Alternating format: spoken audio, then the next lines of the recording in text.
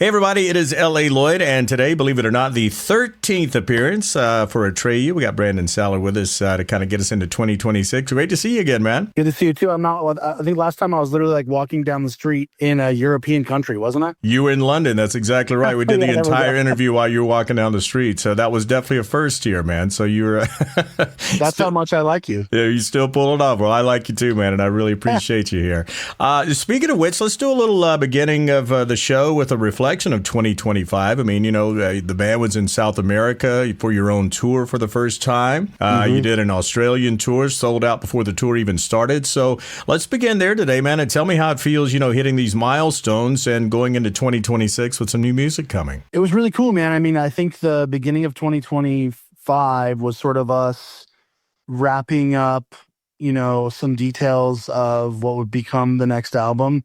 And then it was a bunch of sort of looking backwards, you know, it was a lot of, the majority of the year was doing Curse tours and, you know, finishing recording the Curse 2.0 and releasing that. And so it was a very much like reflective year and just kind of looking backwards. But all the while we were sort of just had this new album in our back pocket that we were excited and planning and, you know, plotting to release as well this year. So it was kind of a cool and a sometimes difficult thing to kind of be living in the past and the future at the same time, all while trying to live in the present on tour, you know? Yeah. But it was awesome, man. It was a really cool year last year. And, you know, the Curse tour was such a fun time, such a great success for us that it just got us really all the more excited to put out new music, you know? For sure. And in the past, you know, you and I have kind of talked about how bands in general either survive time or time exposes them, if you will. So, you know, sitting here today in 2026, what's kind of been the clarification for you about who Atreyu actually is? Because you've been through a lot over the past 20 plus years. We definitely have. I mean, like I said, with last year kind of being a reflective year, like it's kind of crazy to sort of like get access to a time machine and revisit like a part in your career that was really big and really important and kind of relive that feeling on stage again and you know, revisit like an era. And at the same time, it kind of really made us think about how crazy this sort of journey has been. You know, we're 25 plus years deep into this and there's no slowing down in sight. If anything, it's just kind of keeps growing, you know? And sort of new, you know, like you said, milestones, like we kind of just keep hitting new milestones even now and more so recently than we have in, you know, I'd say the past 5-10 years. So it's wild to kind of live in it, but it keeps us excited, man. Like I think that our main sort of objective, the fact that we have been doing this so long is that, you know, if it's not overly exciting and doesn't get our blood pumping, like it doesn't need to happen. So everything we are doing is just making us really stoked. Yeah. And, you know, some people get a little freaked out about going to the past or even reflection, if you will. And I kind of read where you guys had this 10-year rule where you didn't listen to any music that was at least 10 years old. So let's talk about this a little bit and how you wanted to go back and listen to some of your earlier influences. I think more so, I mean, part of it obviously was to kind of dig into what got us going as, you know, in our youth. Because there's some magic there, you know, that's what started the band in the first place.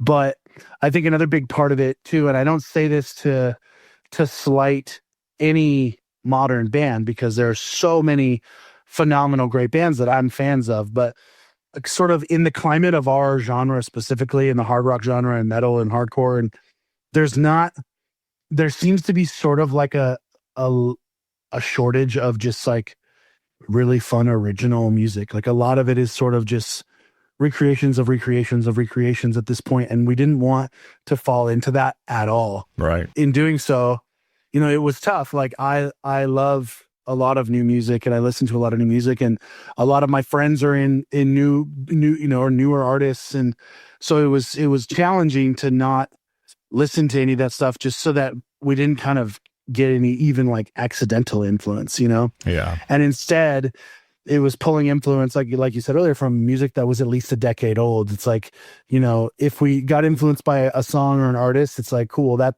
thing didn't happen for at least a decade. Yeah. And for us, it was even further back. It was kind of looking back into, you know, like In Flames, Soilwork, Hatebreed, Yeah. Disembodied, looking into like older Deftones, like just like things that we grew up on, you know what I mean? And even with like the older kind of classic rock stuff that Dan was really into, and like the 80s stuff that Dan was really into. And it was cool just to kind of like even sonically go after things that were more, in our eyes, timeless. Because a lot of these records that we listen to now, it's like they still hold up. Like they still to this day sound incredible and like punch you in the face. And they're set apart from what the kind of modern mold of a record sounds like, you know. And we really just tried to dive into that as hard as we could, because I think we realized what sort of part of the special sauce, if you will, of Atreyu always was the fact that you couldn't really put us anywhere specific, you know. Right. Like we sort of always carved our own path, you know, made our own lane. And it's like, were we metal? Were we hardcore? Were we a rock band?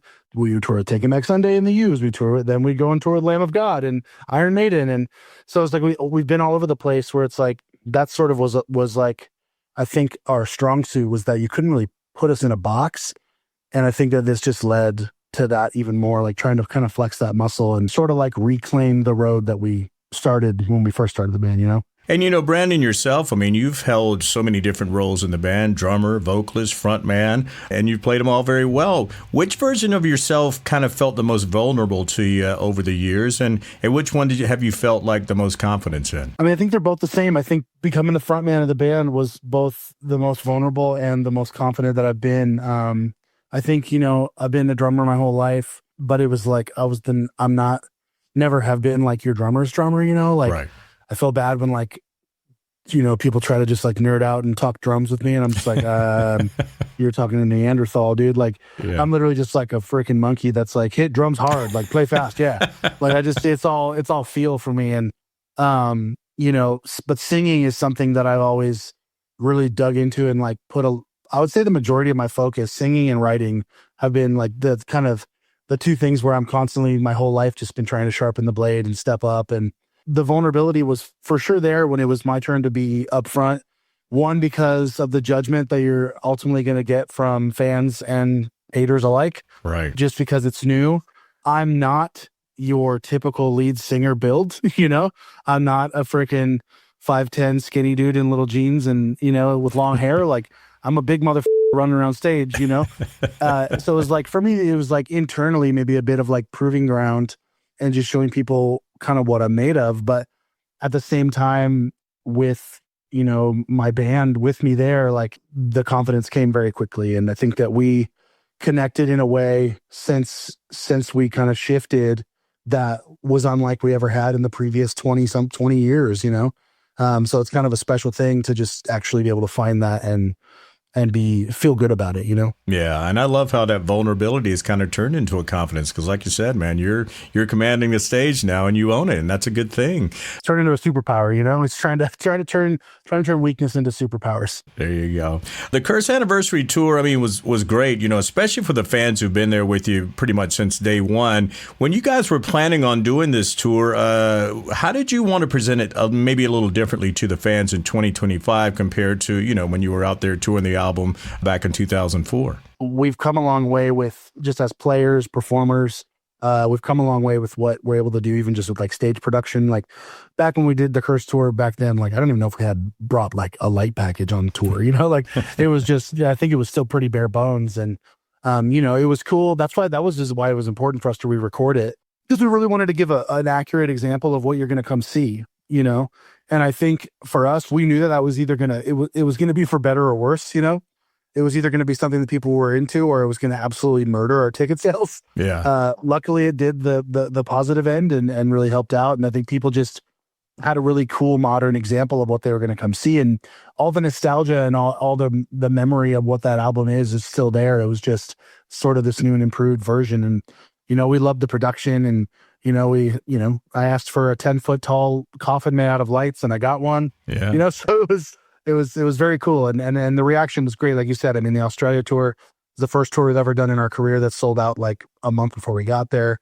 A lot of shows in the States were sold out. Same with your UK and Europe. And, you know, it was definitely a a big uptick in ticket sales for us, which was really cool. Well, I'm glad you mentioned the reissue, and when you were revisiting those songs 20 years later, was there any particular song or maybe just a lyric or something that kind of hit you differently, as you're 20 years older than it did when it was done originally? I will say it's a lot of the that I didn't sing the first time. Really? You know what I mean? Yeah. Because me and Porter sort of split up a lot of the screaming vocals, so to just sort of make it manageable live, Mm-hmm. and also to still have the clear dynamic of multiple vocalists, because that's Right. always been like a part of our band's DNA. And there was a lot of cool stuff like in a lot of Alex's lyrics that maybe I didn't pay attention to because I wasn't singing it. That's right. That was like, man, this is cool. Like there's a lot of cool little moments in there, and like you really start to realize even more so the like Anne Rice influence with that album. Like there's so many like direct Anne Rice like quotes and stuff from the books and the movies and stuff. So it was definitely cool. I mean, to like dig into a lot of stuff that I had never paid that much attention to before. The cool thing about The Curse, the first time you guys have ever had a recording that you have 100% ownership of, was that decision more about, finally taking a hold of something that, is rightfully yours and get the 100%, or just like you were talking about, more of the reinterpretation of bringing what was going to be on the actually on the tour? It definitely had a really big part in doing so. I mean, being in a band for as long as we have, and to that be the first album in our career that we owned outright, is a really cool but a really sad statement. You know what I mean? And we're the majority here. Like most bands don't own their. You look at certain artists that come along every now and then, most of them not in the rock space. You look at like a Macklemore or Bad Bunny or like some artists like this that are like have owned their catalogs since day one. Right. Like that are like good billionaires because of it. Like they're living and they made smart decisions in the rock world that doesn't exist. It rarely happens this day and age. Luckily, we have a little bit more of the power in our hands where we have the catalog and the history and the fan base to sort of sway those decisions more in our favor. But we're also able to re-record any album we want, free and clear. So it's like, I almost, you gotta nod the Taylor's version, you gotta nod the Taylor Swift for like putting that idea into the world where like, oh, I can't own this. You're not going to give it to me. Like, okay, here's this then. Right. And we've told a lot of people, it's like we had a lot of interaction with a lot of fans during like our meet and greets and stuff during the tour. And they would ask about the 2.0. And we're like, well, big part of it is that we own it. So if you like the way that version sounds and you like listening to it, just know that you're 100% supporting a band you love. If you listen to the other one, that's totally fine, but we will see crumbs. Right. If they don't get swept up before we get to them, you know what I mean? Yeah. So it's like, it's a cool thing. And I think that it would be a very real thing if I said we would probably continue to make those options available. So for all the Taylor haters out there, Atreyu is giving her props. I mean, I like everything about Taylor. Me too, man. My daughters love him. Her business and her music. Quite the businesswoman, for sure. Yeah. I wanted to talk about Dead, the first song that Atreyu has written as a group, and it was done in Tokyo. So let's go back to that time when the first idea popped up and how it led to other songs while you guys were there in Tokyo. Yeah, well, that was our first sort of trip to go write. Again, as I said before, like, if it doesn't really excite us and isn't a lot of fun, we're probably not going to do it. Luckily, we're good at finding fun everywhere. But it's the same thing. It was like, we were playing a show in Indonesia, and Dan was like, what if we went to Tokyo first and broke up that flight because it's really long and write for a little bit and maybe see if our producer wants to come and we'll just see what that's about. So we kind of like looked at the budget, our album budget, and we're like, wait, we can make this work. Like this, we can do the whole thing this way.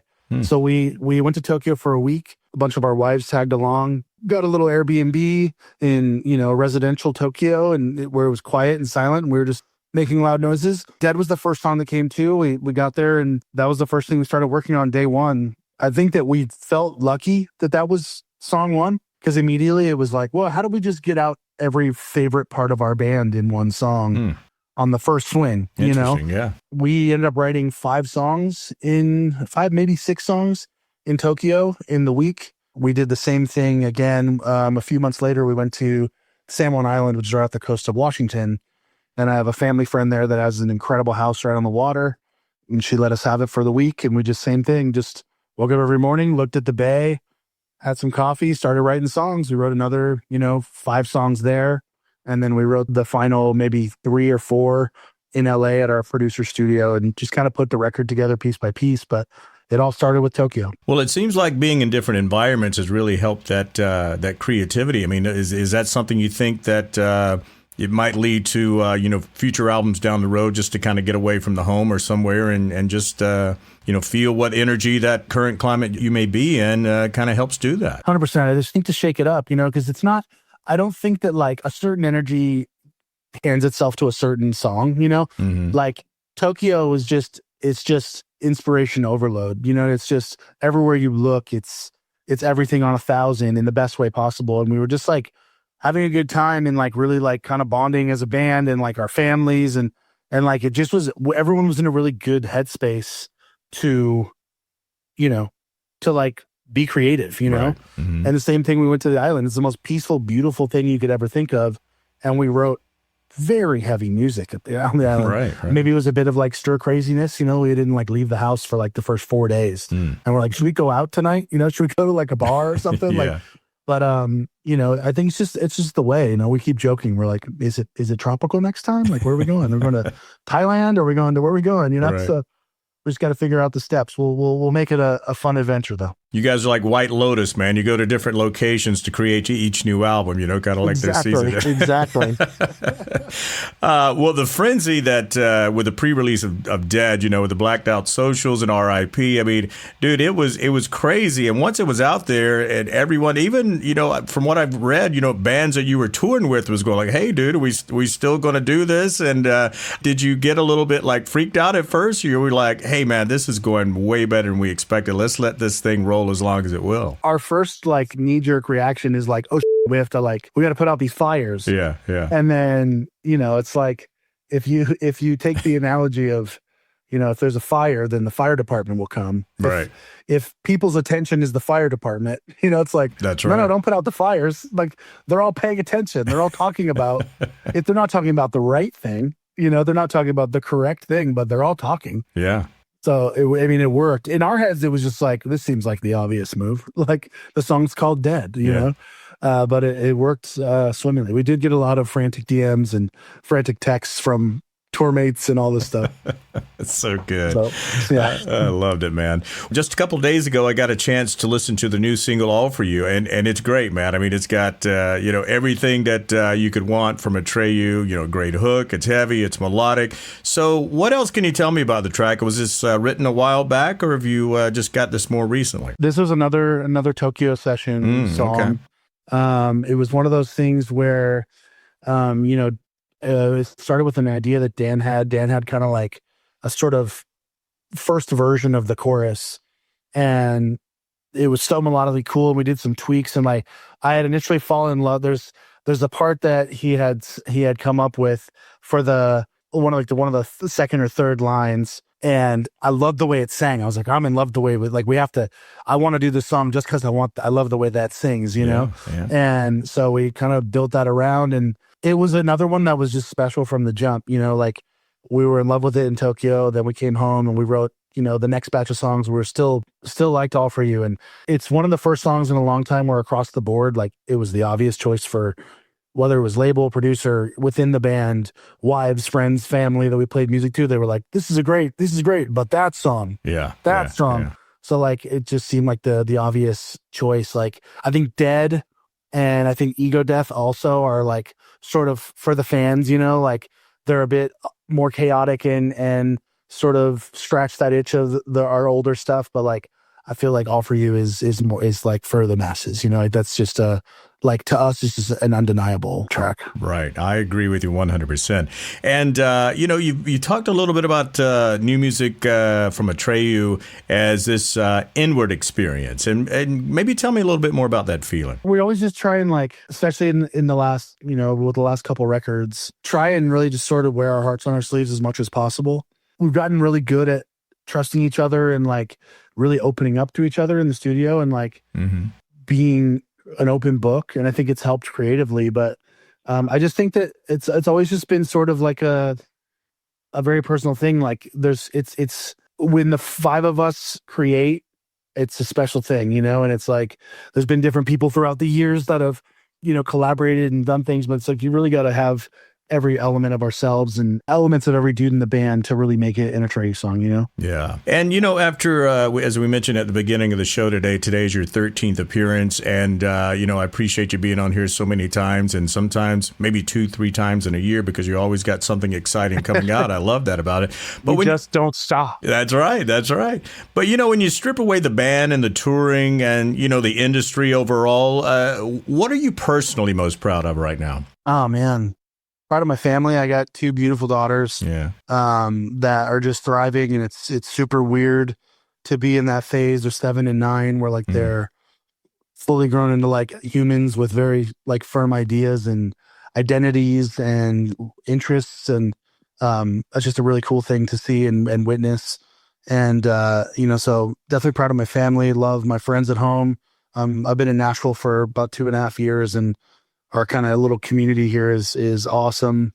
Really proud of the music I've been making outside of Atreyu. Like, I've been in the writing world for over a decade, at the beginning was mostly with TV, film, and sync and stuff like that, but more so just been writing on the artist side. So the stuff that I've been writing with other artists has been really cool lately, and it's like feeling good for this year. We'll probably have a good amount of other music coming out this year too, which is a lot of fun. So a lot to be proud of, for sure. Well, a lot of my musician friends and people in the industry and the likes have all moved to Nashville, and they're tugging me, trying to get me there. And every time I go out there, I usually stay in East Nashville, man, because it just had a kind of a cool vibe that really reminds me of Austin a lot, away from all the crazy stuff downtown and everything. But Nashville just is working out very well. I mean, is it the hot spot that's just going to get so big and it just explodes, or because I've never seen a city musically on fire like Nashville is right now. It's pretty crazy. I'm sure at some point it will become uncool. It'll be too much and it won't be cool anymore. But I live just south, and it's, I'm in the suburbs, and kind of it's quiet here, and it's just a great thing. Like, it's just a hub, man. I learned somebody new that I know lives here or just moved here like every month. Right. Yesterday I found another friend of mine is moving here, and he's literally, he bought a house 8 minutes from me. Like, I drove by it today when I was taking my kids to school. So it's like, man, like, it just keeps on going. And I think it's just good people here. There's good music energy. I think that, like, what was, and still is in a sense, in like LA and New York with music, I think a lot of it's just gotten really stale and sort of, maybe died down a bit. And I think the Nashville's sort of holding the torch for that, because it's everything, it's not just country music, it's pop music and rock music and everything. There's just so many blossoming and incredible producers and writers everywhere you look. If you want to make music of any kind, like, everyone's here to do it. Yeah, it sure is, man. Well, maybe next time I get out there, and if you're not on the road, we'll come in out and have a beer together, man, because I love the city, and I love hanging out with you as always, man. Absolutely. It'd be great to hang out in person and knock a couple back. All right, my friend. Well, good luck on everything in 2026, and I appreciate you being on the Rock 30 again. Thanks. Appreciate it, man. Always good. Take care. Take it easy.